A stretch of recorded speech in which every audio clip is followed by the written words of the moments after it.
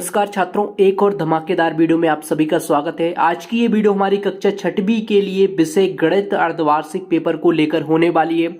और छात्रों, हमने हिंदी के पेपर में भी बहुत अच्छा किया है और यहाँ पर जो ग्रुप से जुड़े हुए थे व्हाट्सएप ग्रुप से, उनको सॉल्यूशन भी मिल चुका है, तो वहाँ से आप मिला सकते हैं।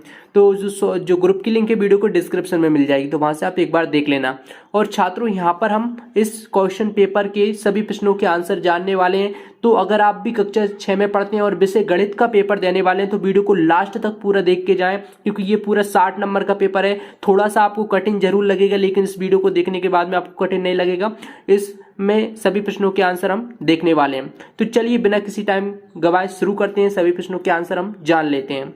तो छात्रों, सबसे पहले यहाँ पर आप देखोगे, यहाँ पर प्रश्न क्रमांक 1 दिया हुआ है। यहाँ पर हम देख लेते हैं।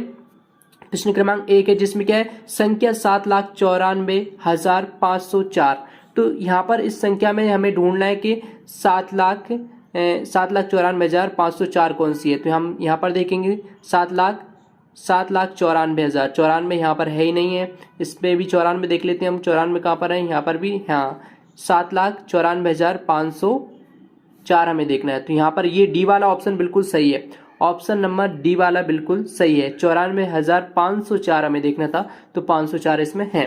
ठीक है, तो डी वाला ऑप्शन बिल्कुल सही है। इसके बाद में दूसरा, सबसे छोटी पूर्ण संख्या है। अब सबसे छोटी पूर्ण संख्या कौन सी है, 2, 1, 0, 3। तो आपको पता है, आपने पढ़ा होगा, तो 0 जो होती है सबसे छोटी पूर्ण संख्या होता है। अब इसके बाद में तीसरा क्वेश्चन है, दो समांतर रेखाएं परस्पर प्रतिच्छेद करती हैं। अब किसी बिंदु पर नहीं, या एक बिंदु पर, या फिर 3 बिंदु पर, या फिर 2 बिंदु पर।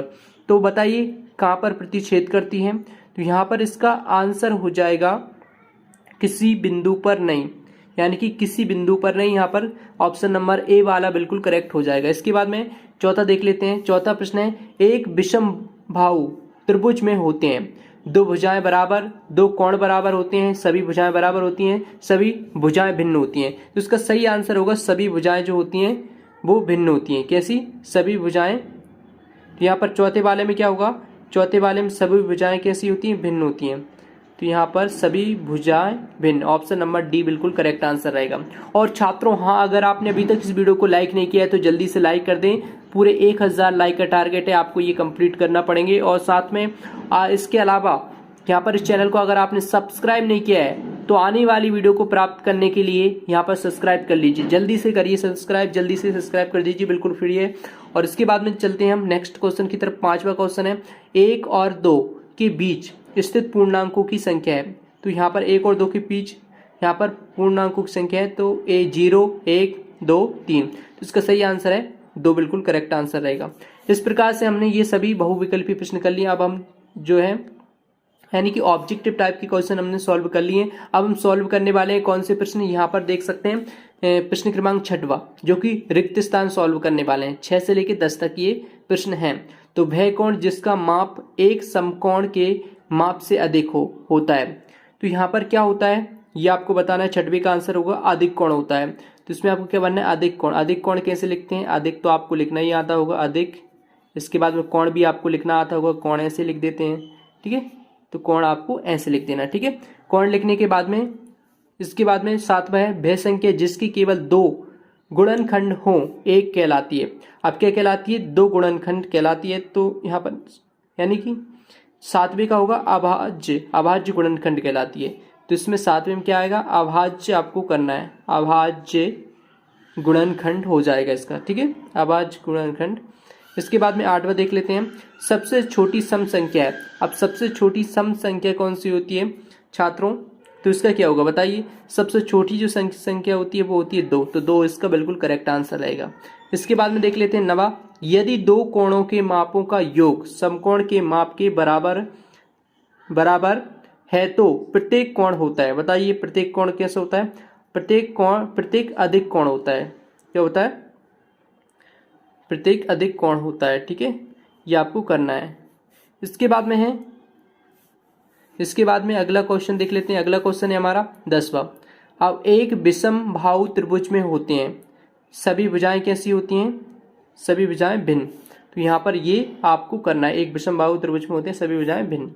इसके बाद में चलते हैं, अब हम देख लेते हैं प्रश्न क्रमांक यानी कि अति लघु उत्तरीय प्रश्न जो कि 10 से लेकर 16 तक दिए हुए हैं। तो यहाँ पर कितने मिलीग्राम से 1 किलोग्राम बनता है और निम्न की पूर्ववर्ती लिखना है। पूर्ववर्ती आप जानते होंगे, पूर्ववर्ती लिखना है पहले के।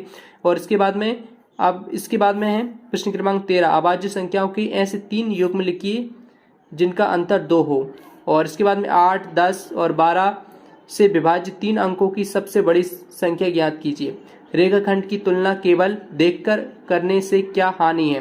अंश 11 वाली 5 विषम भिन्न लिखिए। तो ये सारे जो सवाल है अच्छे से हल कर लेना है। सारे सवालों को जल्दी से हल कर लीजिए छात्रों।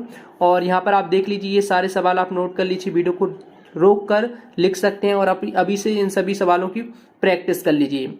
और छात्रों, एक और मैं इम्पोर्टेंट जानकारी आपको बता देता हूँ। ये जो प्रश्न पत्र आप देख रहे हैं, ये इसकी अच्छे से प्रैक्टिस कर लेना पेपर से पहले और अच्छे से इसका रिवीजन करके जाना है।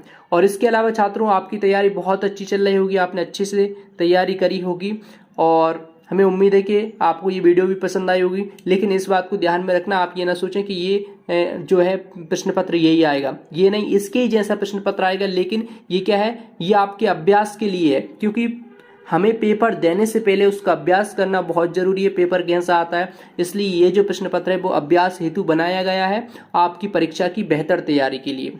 इसलिए ये नमूना प्रश्न है, नमूना प्रश्न पत्र है, यानी कि जिसे मॉडल क्वेश्चन पेपर बोलते हैं। तो ये नमूना प्रश्न पत्र की अच्छे से तैयारी करें, अभ्यास हेतु है, अभ्यास हेतु नमूना प्रश्न पत्र है, जिससे कि आप बेहतर अंक ला सकें और प्रैक्टिस कर सकें।